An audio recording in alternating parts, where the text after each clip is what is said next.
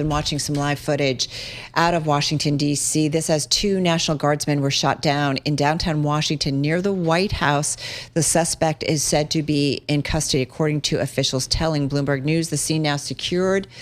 As we said, one person has been arrested. The D.C. Metropolitan Police, Tim, saying that in a social media post. I want to bring in Miles Miller. He's Bloomberg News senior reporter who covers Homeland Security and the FBI. He joins us on the phone. Miles, what else do we know so far? Yeah, 218, about 2 blocks from the White House.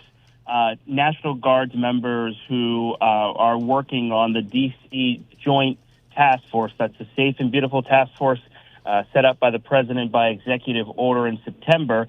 They were working on basically on a deterrent message. They've been at a bunch of metro stations, so train stations, for the past few months. They're at that station when they encounter a suspect who has a gun, and it's unclear if there were words of exchange, but that suspect opened fire, striking those service members. I'm told by D.C. Fire and EMS that 3 people were injured in this, the suspect and those 2 Guards members. But the conditions of all 3 are unknown. We know that suspect is in custody at a local hospital in Washington. But, again, this happening just 2 blocks away from the White House. And this was a unit that was set up in an effort to deter crime in Washington. These members who work on really a reserve basis, finding themselves the victims of the violence they were trying to prevent from happening in Washington. So, Miles, you gave us a lot there. And again, this is a breaking news situation, so a lot is coming at us. I'm wondering, the president, as in your piece, he is in Florida. The White House said, quote, it's aware and actively monitoring the tragic situation. This is according to White House Press Secretary Caroline Leavitt. Do we know anything more about the suspect? Yeah, we don't know much about the suspect. I know he was taken away in an ambulance, and basically what I've been told by sources is that the suspect was sort of incoherent and had no pants on, no shirt on, that kind of thing. They're going to be starting to do the work of the motive and track his every move. How did he wind up at this location? Farragut West train station, just a few blocks from the White House, near, the Department of Veterans Affairs and all of that. So intelligence will just start doing that work to figure out who he is. And once they have that, they'll be able to piece together, was this a planned attack? Is this a person with mental illness? All of that kind of thing. But, this is a task force, again, set up to prevent violence and prevent some of the crime we've seen in D.C., and it's had a deterrent impact. And now you've got these 2 service members who've been impacted by this. Miles, we just want to mention that President Trump is out on his social media platform, and here's what he is saying. His words: the animal that shot the 2 National Guardsmen, with both being critically wounded and now in 2 separate hospitals, is also severely wounded, but regardless will pay a very steep price. God bless our great National Guard and all of our military and law enforcement. These are truly great people. I, as President of the United States, and everyone associated with the office of the presidency, am with you. So again, President Trump just moments ago out on Truth Social. Yeah, I think a couple of the bits of news in that post, the one is that the D.C. shooter is severely wounded, and the National Guardsmen both are critically wounded. Miles, any reaction there?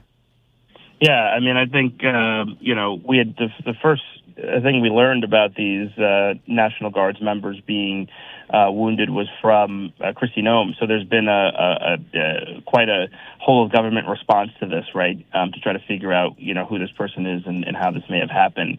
And then I think also worth noting is that this suspect is critically injured, and it'll be interesting to see if any of the other Guards members who, remember, this was all part of sort of the contention with the Guards members being deployed to D.C. was that Pete Hegseth, the Secretary of Defense, had authorized them to carry weapons. Now, we don't know if these were members who were carrying weapons, but if they were and they were with the team, able to return fire, to figure out who was able to return fire to the suspect and stop that threat. But to hear that those two service members who are providing protection to Washington were are in serious condition really talks about the totality of this incident.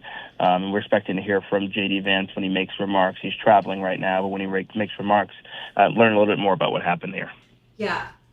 Miles, I mean, you follow these types of incidents, and there's certainly an investigation to be done, but they do have the gunman in custody, so there'll be a lot of questions. But I would assume that they're also at this point looking to see if anybody else is involved.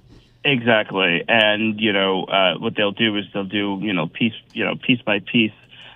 Through the suspect's background, go through his phone, figure out, was he texting anybody? Was he talking with anybody about this? I think what we saw in the incident that involved the, officials, the Israeli consulate just a few months ago, right? What did they do in that instance? They went through the suspect's background, figured out when he boarded a flight from Chicago to Washington, and then found any ideology, related to that. So that's what they're going to do in this instance, too.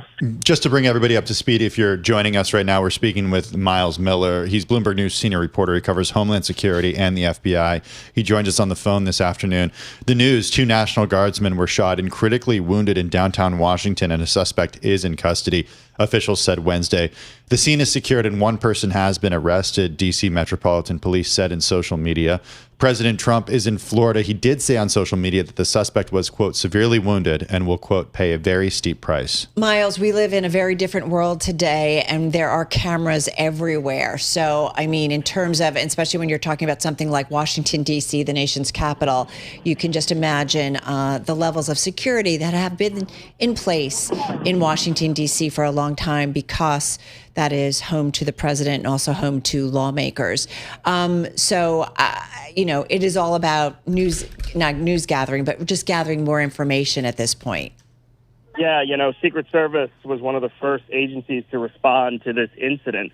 And they provide, obviously, protection to the Treasury and protection to the president. And so that was one of the reasons why they were first to get on scene and, were able to secure the scene. Because, the first thing that officials start to think about, specifically in law enforcement, is anybody else involved? Mm-hmm. And that's what they did in this instance, was to secure the scene, try to get first-hand, accounts of what people saw. This happened, near Farragut West train station and also outside the Club Quarters Hotel.